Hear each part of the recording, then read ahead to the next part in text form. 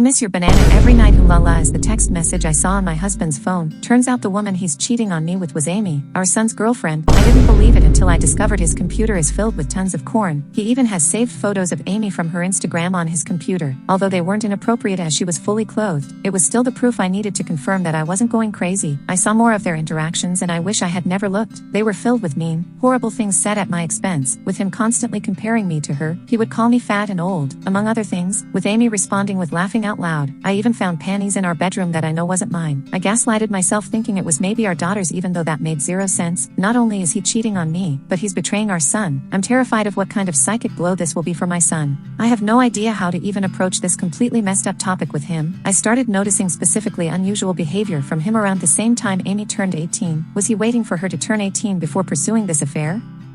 There's so many layers to all of this and I'm completely paralyzed with fear and dread about it all. None of it makes any sense. How did this happen? Am I that much of a stupid idiot that I let all of this happen under my watch? My son adores Amy, and the thought of revealing this sickening truth to him terrifies me. The impact on his young heart and mind could be devastating. My heart aches for my husband Eric and my daughter Mary, who are completely innocent bystanders. I haven't confronted my husband about this because I'm frankly scared of the domino effect. I don't know who to turn to first about this. I share my story not for sympathy, but in search of understanding and perhaps advice from those who might have had to grapple with deep betrayal. Thank you for listening. Update: I am divorcing my husband. I told my kids and I spoke with Amy's mom. My brother connected me to a very tough junkyard dog type lawyer. I saved screenshots of all his conversations with Amy. I was only able to get the last 3 months from my cloud. The conversations were mostly flirty and dirty talk. It was hard to stomach, completely sleazy, and I saw several negative things said about me. His call history showed he talks with her for hours pretty consistently. He uses dating apps. I took screenshots of his profiles and all of the active chats he has with his matches. It's very clear he uses a filter to seek out girls who are 18 to 22 or so. I copied all of his files from the computer. He goes on 69 chatrooms and forums, and he spends a ton of money on OnlyFans. I rummaged through every possible hiding spot I could think of in the house. He had various toys, blindfolds, cuffs, lubricants, etc. He also had different outfits which looked kind of like a girl's Catholic school uniform and a French-maid type outfit too. I picked up Eric and Mary from school, and we all drove to my brother's. They were able to sense something was awry when I picked them up. I delicately told them the entire situation, and I broke down crying. Mary had the most anger, even more than Eric. I met with Amy's mother and told her everything. She confiscated Amy's phone and gave me the entire chat log. It only dated back 3 months, like on my husband's cloud, almost as if they both deleted the messages at the same time. She told me Amy sobbed when confronted. Amy basically told her mother that she will never understand and that she and him are in love. I don't want to get into too many details with what else she was saying, but suffice to say, it's very easy to assume that my husband slowly and methodically became a sage-like figure in her life, making her feel she could rely on him, and he took advantage of the fact that she came from a broken home. Amy is also non-stop insistent that their friendship only became romantic/physical recently, and before that, she said he was more of a friend and mentor. I confronted Paul over Zoom. The look on his face was scary. He became red and looked so sweaty. He had anger and panic in his eyes. His tone of voice was very defensive and frightening. He kept yelling the word context over and over again and that none of that happened. He was unable to speak without constant stutters and intensity. Nothing really made any sense to me. I refused to tell him where I was, and he said I had no right to take his kids away from him, and then he abruptly left the Zoom.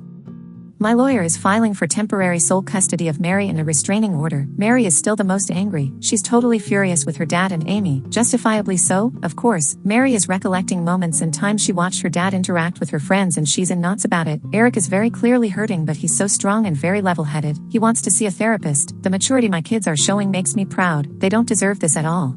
We made the authorities aware of everything. I plan on being completely unforgiving and ruthless in this divorce. I'm reflecting on how I've been treated and how it's made me a shell of myself and how I've had a very negative opinion of myself because of him over the last 20 years. I don't want to let this scumbag get away with it. I want to reinvent myself and move on stronger than ever. Update: we're all safe and still at my brother's house. We're very careful, and his house is secured. Paul has tried to call my cell phone several times a day. I am refusing to interact with him, and I will have my lawyer handle all correspondence. He scares me, frankly. My brother has a very secure house with an alarm system and deadbolt locks. We feel safe with him. Both my son and I got checked out and tested. It appears so far that we're both clean based on the immediate rapid tests, but in the coming days, we'll know for certain when the lab results come in. I'm not overly concerned. Eric is scheduled to see a therapist early next week, which is very good and needed. He's not himself right now. He seems a bit shell-shocked, and I am concerned. He internalizes a lot, and it's hard to get a read on what's going on in his head. That being said, he's thoughtful and has been talking with me, asking me how I'm doing and everything. He's not interested in corresponding with his dad at all. He calls only my cell phone, and he hasn't tried to reach reach out to either Eric or Mary. I get the sense that Paul is extremely nervous, he's scared, and I think he deep down knows that if investigated thoroughly, he would be in big trouble. That's what my gut is telling me. I still think about the Zoom call with him, and the more I think about it, the more it looked like he was a man whose entire world was crashing down on him. The panic in his face was very apparent. I offered Mary for me to make an appointment with a therapist as well, but she doesn't want to see one yet. She said she's open to it eventually but wants time to herself. She's been asking her friends about her dad and if they experienced any creepiness from him. Her friends were open and honest with her, and apparently, they felt like he stared a lot and sensed his hovering presence whenever they were over. One of Mary's friends went so far as to say that she felt like he was checking her out a lot, like looking at her rear and complimenting the color of her yoga pants. At the time, no issue was brought up about it, but in light of everything that has been happening, it seems strange now. He would sit himself in different areas or vantage points to get a good view of her, she claimed. He also asked questions about what kind of friend group or which clique they were in at school. He kept asking about if they were popular girls. I'm completely embarrassed that they had this experience at our house. As for updates on Amy, which is the main reason why I wanted to write this update, I completely agree that she is also a victim. A lot of people have been emphasizing that, and I agree. I've done everything I could in my own power to indirectly get her opportunities to get help. Like I said, I told her mother, and she's been updating me on everything. Amy, unfortunately, is still living in her deluded reality, and I can only pray that she'll eventually come to her senses. She doesn't want to see any doctors or therapists at all and has been constantly trying to reach Paul because, again, she believes that they are in love. From what I've been told, she hasn't been able to get hold of him, and he's been avoiding communication with her completely. Amy blames me for that and believes I took away his devices and am very controlling. Any truth that her mother tries to convey to her is met with conspiracy theories and hostility. Amy looks at me as a villain and still sees Paul through rose-colored glasses. Her mother showed her screenshots of his dating app profiles and matches, and she refuses to believe it, saying I photoshopped it. According to her mom, Amy keeps saying things like everyone is just mad because she found herself a real man and that I'm jealous because she takes better care of him than I do. It's in line with some of the conversations I screenshot, where a lot of what Paul says is him complaining about things I don't do for him sexually. Right now, she's insistent that she and Paul will be together in the long run. He's honestly a slimeball. I can only hope that Amy comes to her senses, but me directly intervening doesn't feel like it would be productive at the moment. Maybe eventually though. Update, as for the divorce, it's very much underway. I'm not going to get into the specifics of it all because it's ongoing, and I want to make sure everything is going to go smoothly. I got temporary custody of Mary. Paul also has to pay temporary child support. There's a protective order. Paul can't contact us or come near us. Right now, we're just focusing on getting through this legal mess. Again, not getting into specifics because I don't want to mess anything up. But what I'll say is I'm very confident, divorce aside, that there's overwhelming evidence against Paul that will get him in serious trouble and it will impact him for the rest of his life. I'm sure eventually I can share more about that. I know a lot of people are concerned about his predatory ways, and I just wanted to convey this, even though I have to be vague right now. Justice will come.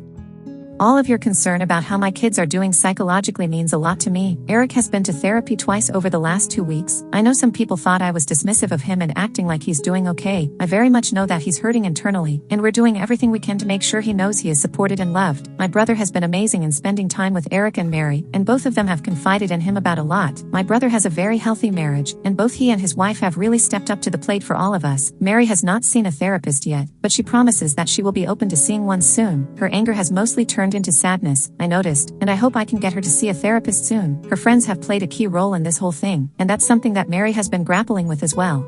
I know a lot of people are invested in the well-being of Amy as well. There were a lot of questions about whether Eric and Amy would still see each other at school. It sounded like they go to the same school, but they do not. Eric and Amy went to the same junior high school and knew each other even then, but Amy ended up going to an all-girls Catholic high school while Eric, and Mary too, stayed in the public school system. We all lived in the same town, and over the summer heading into freshman year is when they were getting to know each other and when they started dating. I wish I had a better Amy update, but it's gotten a lot worse since the last update. Paul has actually been seeing Amy, despite her mother trying to force her not to see him. She tells me that Amy says she's 18 and an adult, and she can do what she wants. Her mother is in a precarious spot because if she kicks Amy out of the house for defying her, something that she has tried to do, which I think is a mistake, she would just run to Paul permanently. The time she spends with Paul has increased over the last week, despite the fact that Paul initially ghosted her when all of this first hit the fan. There were some days where Amy would just be gone for hours on end. There's only so much I could do with the Amy situation, but again, I do believe things will turn around soon with that. Given what I know about Paul and what's to come, I can only pray that Amy can get help and guidance when more things hit the fan. I'm doing everything I can with my own kids and my own mental health, and Amy's mom knows she has my support, and that's all I could really provide.